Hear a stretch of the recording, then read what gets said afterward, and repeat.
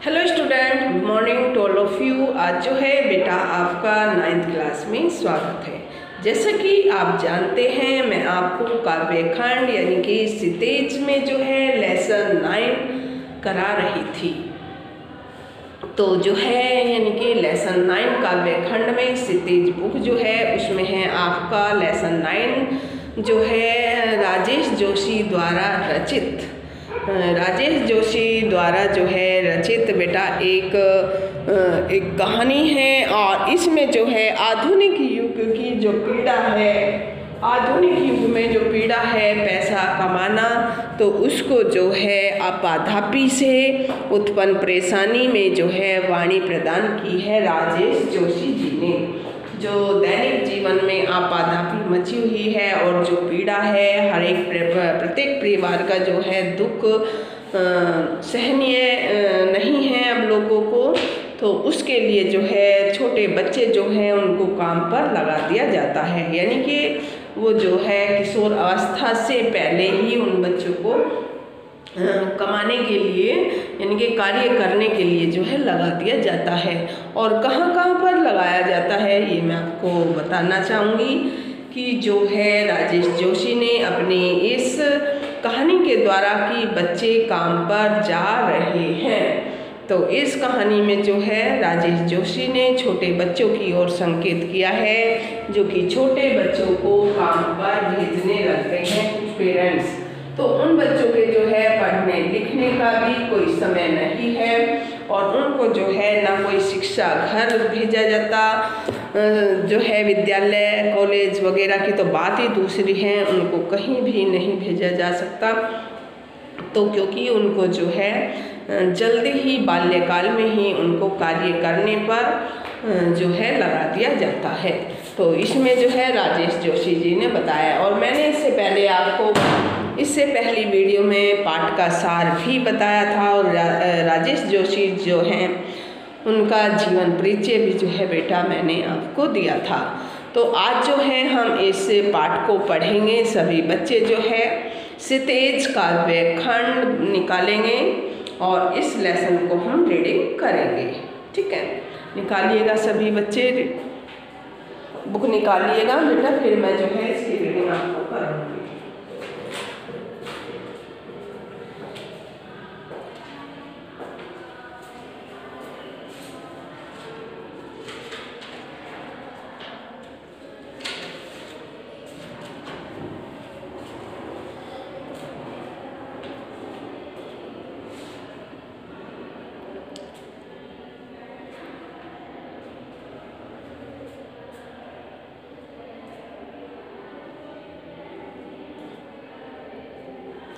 तो सभी बच्चों ने जो है बेटा अपनी बुक निकाल ली होगी, तो जो है निकालेंगे। राजेश जोशी द्वारा रचित जो पाठ है आपका बच्चे काम पर जा रहे हैं, तो ये जो है हम पाठ पढ़ेंगे। और बेटा अपने हाथ में एक पेंसिल अवश्य रखें, जिससे कि जो है आपको मालूम हो जाए कि जो है इसका अर्थ क्या है। तो देखेंगे, मैं आपको सामने जो है पढ़ूंगी अभी और उसका अर्थ आपको यानी कि भावार्थ के रूप में बताऊंगी, और उसमें से बाद में जो है कुछ क्वेश्चन भी हम फाइंड करेंगे, उनके आंसर मैं आपसे पूछूंगी, क्योंकि आपने जो है ये पाठ ध्यान से सुनना है। कोहरे से ढकी सड़क पर बच्चे काम पर जा रहे हैं। कोहरा सभी बच्चे जानते हैं, जैसे कि अब चल रहा है कोहरा सुबह के टाइम, यानी कि धुंध। कोहरा हम किसको बोलते हैं, यानी कि धुंध को जब पूरा आसमान जो है पूरी जगह कोहरे से ढक जाती है, यानी कि धुआं धुआं सा जो है हमें नज़र आता है, उसे जो है बेटा हम क्या कहते हैं, उसे कोहरा कहते हैं। कोहरे से ढकी सड़क पर बच्चे काम पर जा रहे हैं। सुबह सुबह बच्चे काम पर जा रहे हैं। तो इसमें जो है कवि राजेश जोशी क्या कहते हैं कि सर्दियों में जो है बेटा धुंध से ढकी हुई जो सड़क होती हैं, और अगर बच्चे किसी दुकान पे या कहीं दूसरे स्थान पर कार्य करने के लिए जाते हैं, तो उन्हें तो बेटा समय पर ही निकलना होगा। तो वो ये तो इंतज़ार करेंगे नहीं कि धुंध हटेगी तो हम काम पर जाएंगे, तो ऐसा नहीं होगा। तो कवि इसमें कहता है कि सदियों से धुंध से ढकी सड़क पर सुबह सुबह जो है छोटे बच्चे मेहनत मजदूरी का जो है काम करने जा रहे हैं। कोहरे से ढकी सड़क, सुबह सुबह काम पर जा रहे हैं। हमारे समय की सबसे भयानक पंक्ति है, यह भयानक है, इसे विवरण की तरह लिखा जाना। विवरण यानी कि वर्णन। विवरण का शाब्दिक अर्थ अगर हम जानेंगे तो वर्णन, इसका क्या वर्णन हम कर सकते हैं आपके सामने। तो इसमें जो है क्या कह रही है, हमारे समय की सबसे भयानक है कि छोटे छोटे बच्चे जो है वो काम पर धुंध, जो पढ़ने लिखने का समय है बच्चों का, तो वो पढ़ लिख के नहीं, लेकिन जो खेल कूदने का जो छोड़कर जो है काम करने के लिए जाना हमारे लिए इस समय की जो है सबसे भयानक पंक्ति है। एक बार फिर देखिए बेटा, इसमें कवि जो है ये कहना चाहता है कि सर्दियों की धुंध से ढकी सड़क पर सुबह सुबह छोटे छोटे बच्चे मेहनत मजदूरी का जो काम करने जा रहे हैं। बच्चों का पढ़ाई लिखाई और खेल कूद को जो है छोड़कर, जो इस उम्र में बच्चे खेलते हैं कूदते हैं पढ़ाई लिखाई करते हैं, तो वो सब काम छोड़कर जो है काम करने के लिए हमारे समय की काम करने के लिए जो है वो जा रहे हैं। और ये जो है हमारे समय की सबसे भयानक पंक्ति है। इसे बढ़ा चढ़ाकर लिखना और विवरण की तरह लिखना बहुत ही भयानक है। इसे हम बढ़ा चढ़ाकर लिखें या विवरण, इसका वर्णन करते हुए हम लिखें, तो ये सबसे भयानक जो है हमारे इस युग की पंक्ति है कि इस युग में जो है छोटे छोटे बच्चे जो है वो काम पर जा रहे हैं। हमारे लिए लिखना ये भयानक सबसे पंक्ति है। इसे बढ़ा चढ़ाकर लिखना और विवरण की तरह लिखना बहुत ही भयानक है। हम इसे किसी तरह भी नहीं लिख सकते। आगे देखिए, लिखा जाना चाहिए सवाल की तरह काम पर क्यों जा रहे हैं बच्चे। हमें जो है बेटा अगर ये पंक्ति लिखनी भी है तो हमें ये सवाल की तरह ही लिखनी चाहिए कि ये बच्चे छोटे छोटे जो बच्चे हैं ये सुबह सवेरे काम पर क्यों जा रहे हैं। तो इसे जो है इस प्रकार लिखा जाना चाहिए, बल्कि इसे प्रश्न के रूप में नहीं में लिखा जाना चाहिए कि बच्चे अपनी छोटी सी आयु में काम करने के लिए क्यों जा रहे हैं। अर्थात अगर हम इसमें कह सकते हैं कि इन्हें जो है काम पर नहीं जाना चाहिए, बल्कि बच्चों की तरह जो है भोला भाला जीवन इनको व्यतीत करना चाहिए, कि इनको बच्चों को।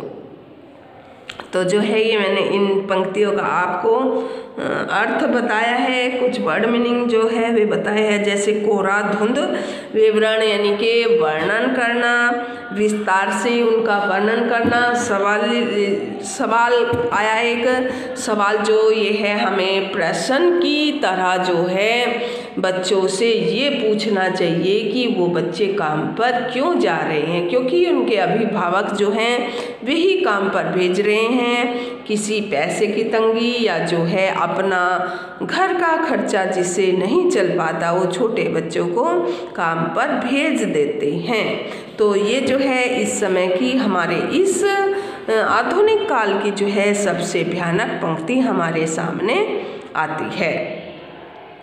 अगर बेटा इसमें से जो है आपको इस अवतरण पर आधारित जो प्रश्न हैं वे आपको छांटने होंगे, यानी कि प्रश्न आपको छांटने होंगे और उनका आंसर आपको देना होगा, क्योंकि मैंने प्रत्येक पंक्ति का जो है अर्थ आपको, जैसे इसमें क्वेश्चन हम पुट करेंगे कि बच्चे किस समय कहाँ जा रहे हैं, तो आप क्या लिखेंगे, बच्चे जो है सर्दियों की सुबह सवेरे धुंध में मेहनत मजदूरी के लिए जो है काम पर जा रहे हैं, यानी कि धुंध भरी सड़क पर, ताकि वे अपना और अपनों का जो है पेट भर सके और जो है घर का खर्च चला सके, इसलिए जो है छोटे बच्चे काम पर जा रहे हैं।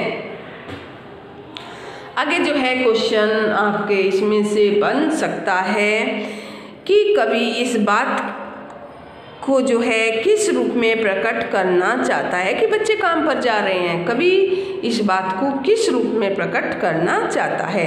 तो कवि ने जो है बच्चों के द्वारा जो है विवस्था वंश जो है पढ़ाई लिखाई और खेल कूद को छोड़कर काम करने के लिए जाना बहुत ही भयानक लगता है। तो कवि ने जो है बेटा इसलिए इसमें वर्णन किया है। नेक्स्ट अगर इसमें थर्ड क्वेश्चन हम निकालेंगे तो पंक्तियों में निहित काव्य सौंदर्य को प्रतिपादित कीजिए कि इसमें जो है क्या काव्य सौंदर्य है, किस तरीके से इसका भाव है। काव्य सौंदर्य में रस, छंद, अलंकार, कौन सी भाषा है, ये सब विस्तार से आप लिखेंगे। तो इन पंक्तियों में जो है काव्य सौंदर्य सबसे पहले जो है हम 2 लाइनों में लिखेंगे कि इसका क्या अर्थ है, इसमें कवि क्या कहना चाहता है, और उसके बाद जो है काव्य सौंदर्य कहा ना इसमें, तो उसके बाद जो है इसमें रस, छंद, शब्दावली और अनुप्रास, अलंकार, फलान, ये जो है अन्य शब्द इसमें हम लिखेंगे कौन सी शब्दावली है। तो कवि को बच्चों के बचपन नष्ट होने और छोटी सी आयु में उनको जो है काम काज का जो बोझ लादने पर जो है बहुत ही पीड़ा है, यानी कि दुख है। कवि को बहुत दुख है कि छोटे छोटे बच्चों के कंधे पर जो है इतना बोझ डाल दिया है और उनको जो है इतनी बचपन में जो उनका एक बाल्यकाल है, बचपन है, उनको खेलने का टाइम है, तो उसमें जो है वो जिम्मेदारी पर बांध दिए हैं। वे उसे भयानक मानता है और इससे बच्चे बचपन का अर्थ ही नहीं समझ पाएंगे कि हमारा बचपन कैसा था, हमने बचपन में क्या किया था। तो अगर इसमें सौंदर्य के बोलेंगे हम तो इसमें जो है बेटा चित्रात्मकता के गुण युक्त जो है खड़ी बोली में रचित ये पद्यांश है और इसमें तत्सम, तद्भव शब्दावली का भी बहुत सहज ही प्रयोग किया गया है। अनुप्रास और प्रश्न अलंकारों का जो है स्वाभाविक प्रयोग है। अभिधा शब्द शक्ति, प्रसाद गुण है इसमें, और अतुकांत छंद का भी बड़ा ही मार्मिक वर्णन किया है। कौन सा छंद है बेटा? अतुकांत छंद। ठीक है। अगर एक क्वेश्चन और आपसे पूछ लिया जाए कि बच्चे किस समय कहाँ जा रहे हैं? सुबह सवेरे बच्चे जो है काम पर जा रहे हैं। और कैसे काम पर जा रहे हैं? क्योंकि बच्चों के जो सर्दियों की सुबह सवेरे धुंध में मेहनत मजदूरी का काम करने जा रहे हैं ताकि वे अपना और अपने बच्चों का पेट अपने माता पिता का पेट भर सके। तो इसलिए है जो घर का खर्च चला सके, तो वह सुबह सवेरे जो है बच्चे काम पर जा रहे हैं। तो ये जो है मैंने आपको 2 पैरे अभी करा दी, एक पैरा करा दिया है, तो दूसरा पैरा देखेंगे आप। क्या अंतरिक्ष में गिर गई सारी गेंदें?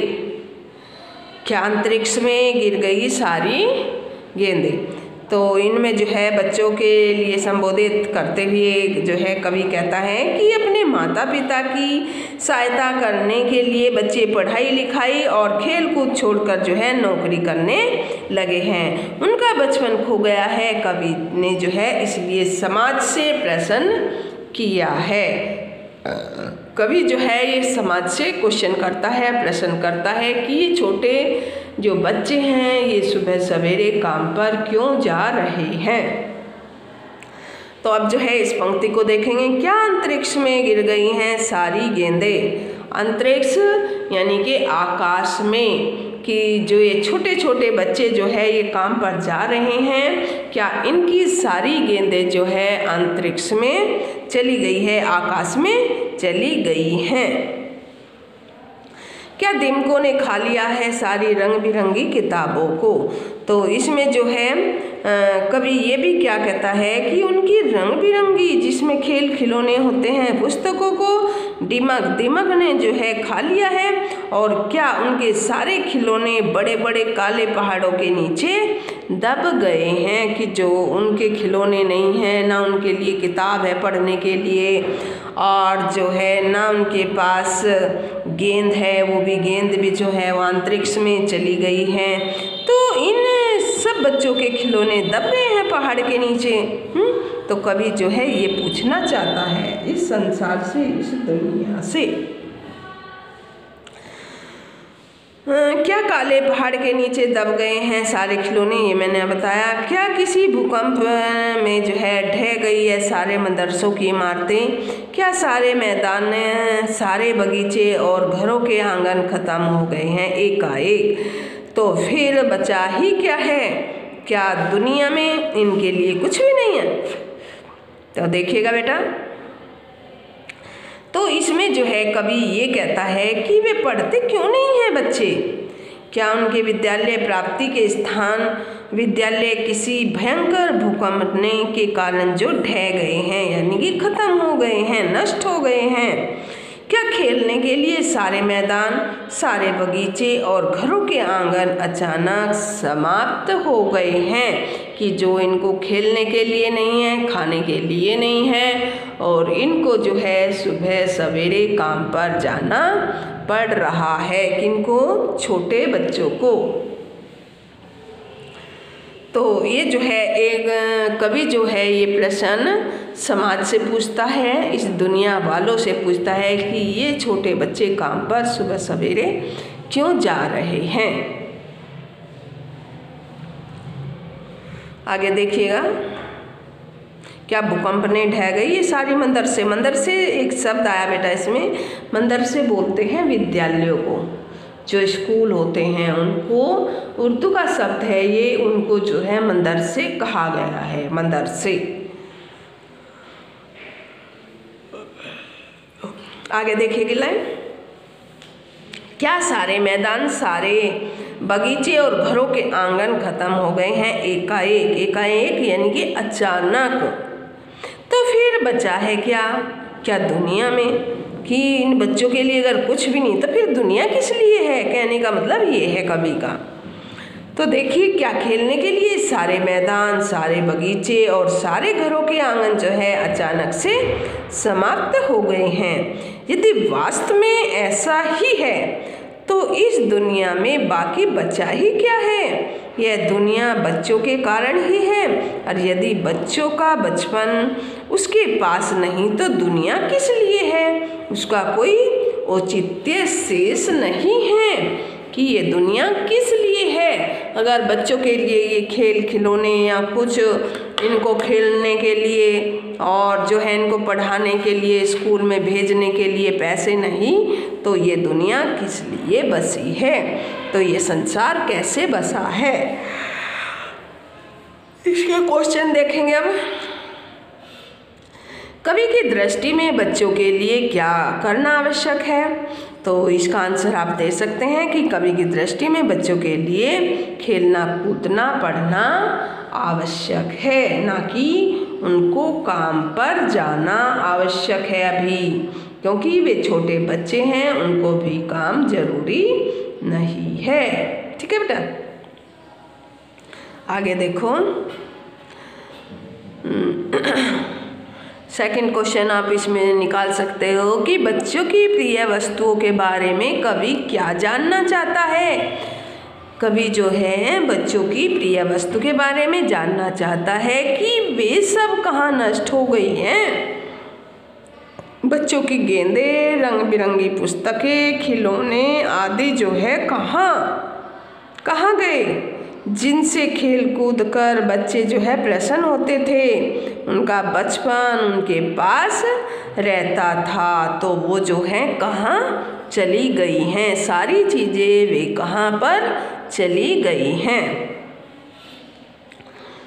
एकाएक क्या नष्ट हो गया है प्रतीत होता है, तो इसमें अगला क्वेश्चन ये निकाल सकते हैं कि एकाएक क्या नष्ट हो गया है, क्या प्रतीत होता है, तो विद्यालयों की इमारतें, मैदान, सारे बगीचे और घरों के आंगन एकाएक जो है नष्ट हो गए हैं, ऐसा प्रतीत यानी कि ऐसा मालूम होता है कि बच्चों के खेलने के लिए कुछ भी नहीं है, जिससे कि वो काम पर जा रहे हैं। अगला पैरा, कितना भयानक होता अगर ऐसा होता, भयानक है लेकिन इससे भी ज़्यादा यह है कि सारी चीज़ें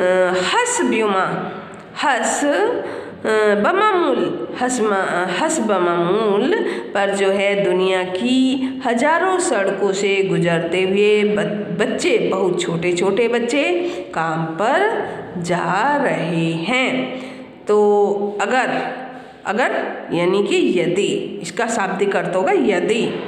एक शब्द आया इसमें हसबमामूल